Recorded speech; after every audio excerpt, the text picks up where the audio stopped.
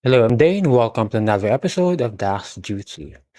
In today's episode, I will discuss my solution to a post in the Fabric community. So basically, what the original poster wants is to be able to exclude weekends or weekdays from the relative date filtering. So, yung problema kasi or the lack of proper term is medyo lacking yung relative date filtering natin sa Power BI. For example, I have this sample dummy data which I created just a while ago. And subukan natin siyang i-filter. Let's sort this. Let's sort the date in descending order. And then filter natin siya. Relative date in the last 7 days. So, apply filter. And nakikita naman natin it's filtering in the last 7 days. So we have 1, 2, 3, 4, 5, 6, 7 in the last 7 days. Kasama na dyan yung today. So, ang gusto ni OP is dapat if you select or you have like a category kung weekend siya or weekday, is dapat yung counting ng last 7 days is di dapat excluded or hindi dapat masama dun yung hindi natin selected. For example, gawa tayo ng calculated column to identify whether a date is a weekend or weekday. So, weekend or weekday, ganyan.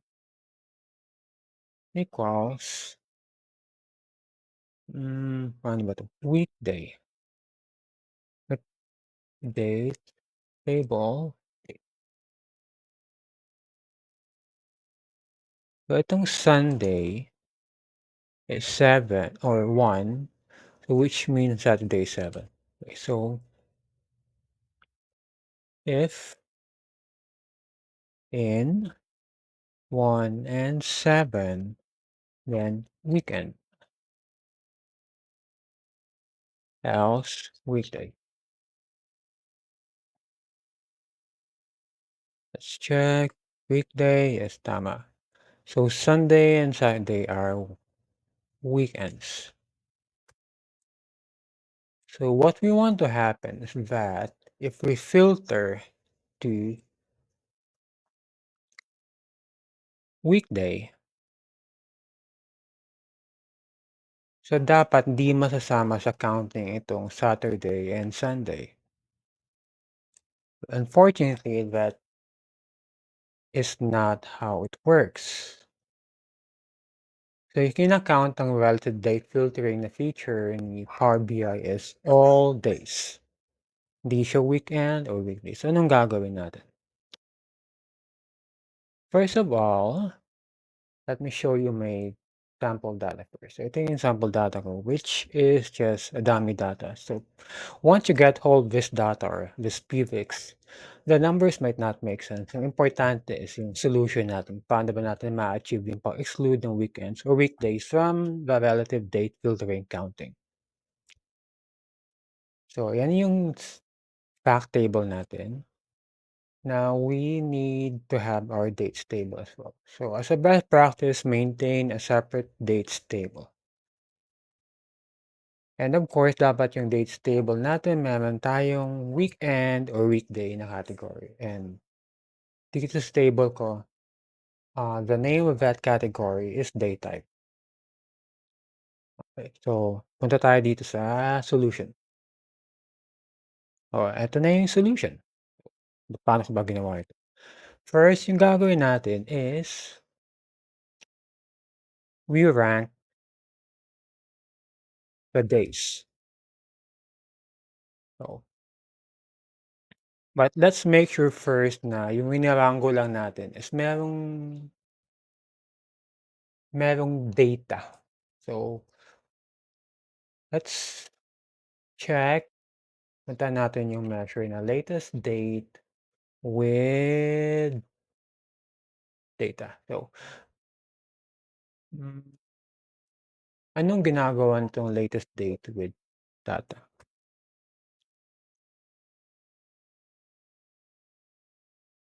So what it does, this measure does is it checks the latest date, last non-bank date na merong total revenue value based on what is currently visible, kung anong dates yung visible natin. So for example, maglalagay lang ako ng filter dito, dates o slicer pala, dates. Oops, nasa maling lugar. Yan. Lagay natin dates and gawin natin siyang slicer. So eto yung latest date natin. Itong latest date with data. So 4/30/2024. Kung papalitan ko siya, written, nag-iiba din siya. So latest date with data natin is 3/10/2024 based sa kung anong selected natin. And the reason why I'm checking for the latest date with data is because in practice, you can have future dates in your calendar. And we don't want those future dates sa calculation natin. So, ayan. So this is latest date with data. And now we go back to our ranking, date rank. So anong ginagawa ni date rank? First is we select all selected dates. So, eto yung all selected dates natin. Yan. Actually, hindi yan yung all selected dates natin. But our all selected dates is from 1/1/2023 to 3/10/2023. That's our all selected dates. And then, we make sure na yung dates natin dito hindi lalampas nitong latest dates with data. Okay? And then after that, we rank those dates. So, ito yung, ano bang paano ba explain? Ito yung table na i-ra-rank natin. Then from that table, hahanapin natin yung kung anong gusto natin i-rank, which is the dates. And then we rank that in descending order. And this last one here is um, optional. Tama ba ang optional? Tanggalin natin. Optional. So, anong pagkakaiba ng dense tsaka skip? Kasi ginagawa ni dense is 'pag merong tie, hindi niya isi-skip. So kumbaga 'pag nag-tie itong for example lang, dalawa yung or we are ranking this by a different value. Hindi natin ira-rank si dates sa dates. So, for example lang, itong si March 10 tsaka si March 9 magkapareho sila ng values. Ang pinagbasehan natin ng pag-rank natin is etong number na 'to. So, 1, 1. So, ang mangyayari pareho silang magiging rank 1, 1. Now 'pag nag-skip tayo, ang mangyayari is 1, 1 sila tapos yung next magiging 3 na. Hindi siya 1, 1, 2, okay? So that is what dense does. So meron na tayong ranking and ito na yung ranking natin. Siyempre we want it dynamic kaya meron tayong table na ganito. Oops, ayan. So, ito kasing table na 'to filtered by this date rank filter. So kung tatanggalin ko 'tong date rank filter, mangyayari is lahat ng dates lalabas and this date rank filter, naka-reference itong last X days natin. Punta tayo sa date rank filter. So, last X days value,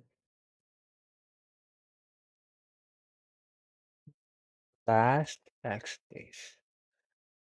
Now, how did I create this last X days?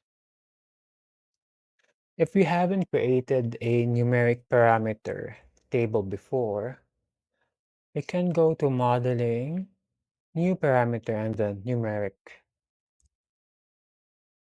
And then, subukan lang natin 1 until 100. Oh, sorry. Until 100, the maximum increment of 1.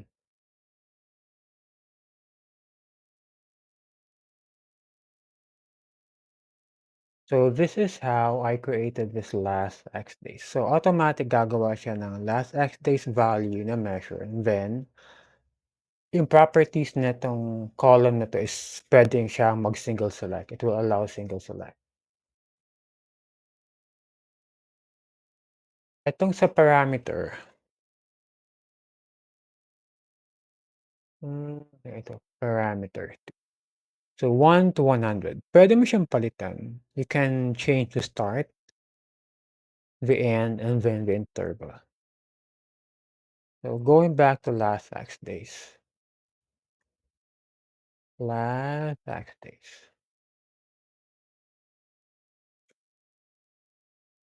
Ito sa last X days, yung ginawa ko lang is we want 0 to 60. Actually, hindi naman natin kailangan ng 0. So we can make it 1 na lang. Kasi yung latest date natin magiging rank 1 siya. Okay.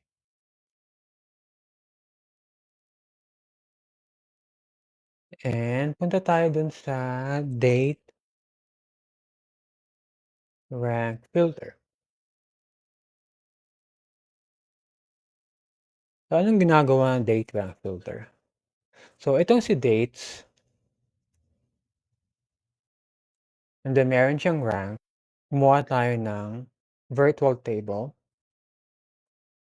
and we selected the dates, and then we create a virtual calculated column inside this virtual table, and that the value of that calculated column is our date rank. And after that, we filter this virtual table, and what we want is dapat yung rank is less than or equal to our last X days value, which is the value we have selected. So in this case, 7 days siya. And then we count the rows.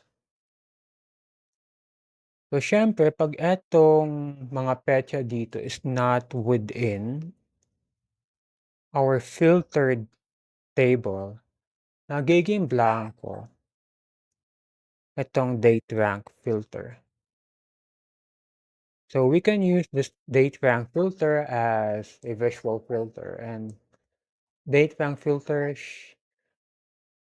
let's make it not blank para ma-apply siya. So, ayan. If I change this to, for example, 1 day, so isang araw lang ilalabas niya. So how does this date type weekday or weekend work? Going back to our date rank filter, ang sabi ko dito is all selected. So which means if I select weekday, what's selected are just weekday. So basically, ang mangyayari is, 7 days tayo, 7 days. Ang mangyayari is, ang irarango lang niya is yung selected values. So as you can see here, we have Friday, Thursday, Wednesday, Tuesday, Monday. And then skip niya yung weekends kasi hindi naman natin siya sinama. So what is ranked are those visible dates lang. So with this approach, pwede kang mag-relative date filtering, and you can select either weekday or weekend.